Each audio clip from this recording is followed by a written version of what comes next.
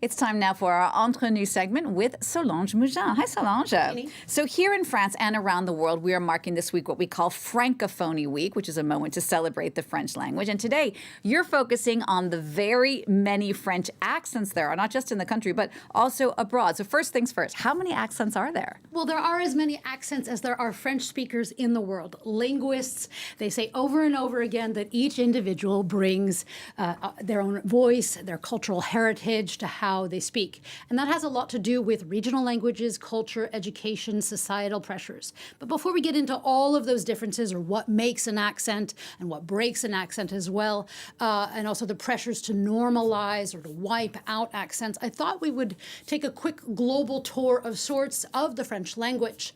For it is not just the national language of France, but it is also the official language of over 24 countries. It's spoken by millions worldwide, due largely, but not solely, to France's colonial past. Now, our web team prepared this upcoming TikTok video for you to show you how the French language has spread far and wide, with each speaker having their own accent. Where can we find the most French speakers?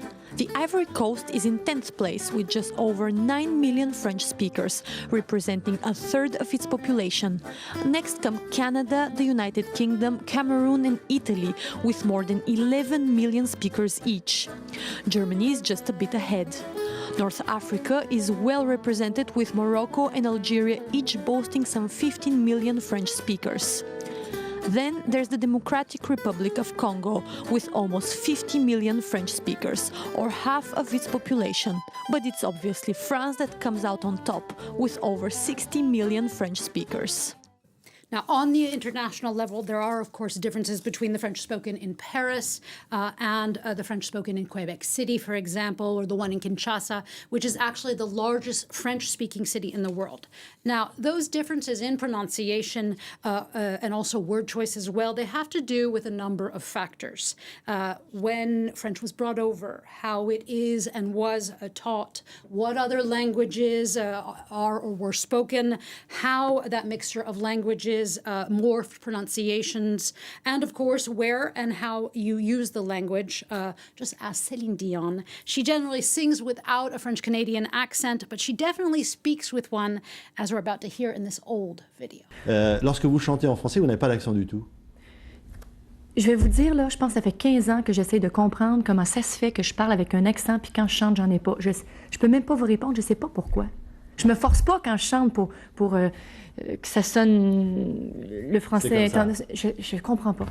Solange, as we have heard, there are, of course, differences with how French is pronounced by country, but there are also differences here on mainland France as well. But those differences actually might be starting to die out. Yeah, there is a bit of a darker side to all of this, which is the forced standardization and discrimination over accents. And I'll get to that in a minute. But first, if you do not know France well, for our viewers abroad, well, there are multiple regional accents. Those from the south, from the southwest, the north, ch'ti, the list goes on and on. For these differences are largely due to regional languages and dialects, patois, that have interacted with French. For as much as France is proud of its language, as it should be, it hasn't been the nation's main language for that long. First, in the 1600s, it was imposed in the written form as a means for the court and the king to counterbalance the church and its use of Latin.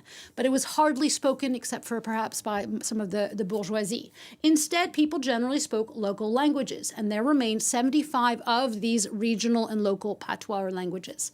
The transition from French, as a national uniform language was introduced after the Revolution, and it actually took around a century and a half to impose French as a spoken language for all. And this was done by decrees, but also by discriminating against these regional languages, and then later against accents, which remain seen by many today as a sign of being uneducated, of not being of the elite. Now, there are exceptions, of course, with some celebrities making their accents part of their persona, politicians too. Charles Pasqua, Jean Lassalle are examples of this, as is former Prime Minister Jean Castex. Some even say he took it as sort of his accent as his calling card of seeming that he was part of the people when he was Prime Minister.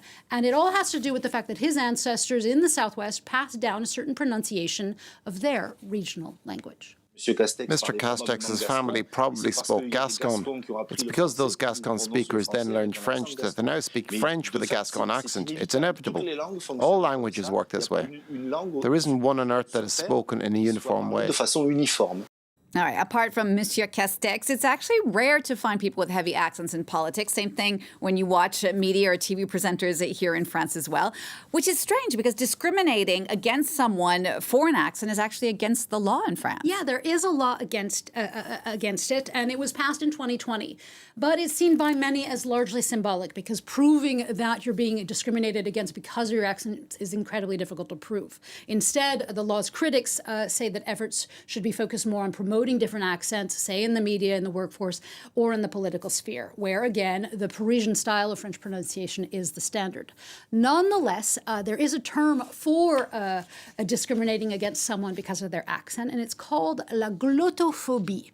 And many French people feel that they are a victim of it. An IFO poll from 2020, when the law was passed, found that 1 in 2 French people feel that they do have an accent, and of them, 25% say that they are regularly mocked because of their accents. On top of that, some 11 million people in France in the poll say that they believe they were discriminated against because of their accent, be it at school during an oral exam or be it during a job interview. A case in point to this is that today there are artificial intelligence technologies to wipe over accents. There are coaches on how to speak proper French so as not to have to deal with the stereotypes that can come with having a regional or foreign accent. And Solange, you and I, as 2 Americans living in France, we both know that we carry our accents wherever we go, pros and cons to that. But how are French accents seen abroad by other people, and vice versa? How are foreign accents like ours seen here? Well, luckily, many people still consider accents charming. Native French speakers who often travel abroad will hear, "Oh, I love your accent," particularly from Americans. But France actually did lose the top prize in a recent Babel poll over what nation has the sexiest accent.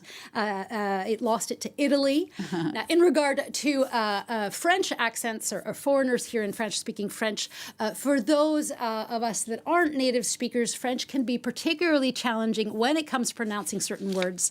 And in those cases, of course, the accent comes on thick. So, Jeannie, I have a bit of a quiz for you, for our viewers, for myself. Here are a list of some of the harder words to pronounce in French. Are you ready? I'm ready. Okay. You can see them there. Okay. You start with the first one. I'll do the next. Serrurier. Good job. Écureuil. Grenouille. Coquelicot. Accueil. I get the hard ones. Cœur. Vous. Oh, this is so hard for me. This is one of the hardest ones for me too. Voulu. So hard. Baragouinet. Bouilloire. Bouilloire, yeah. And caoutchouc. There are, of course, many others. And actually, our web team as well, they went around the newsroom to find out what words are difficult for us foreigner journalists to pronounce. I will put a link to that video. I think I'm in that one. Yeah, I may be too. On our Entre Nous page. But all of this is a case in point that of the need to embrace the differences. Someone once said to me that foreign accents are a sign of courage, and I really believe that that is true. I think you're right, Solange. Thank you so much for telling us about all the different accents here in France, particularly during this week of Francophonie, which is a pretty relatively easy French word to say, True. or French language week.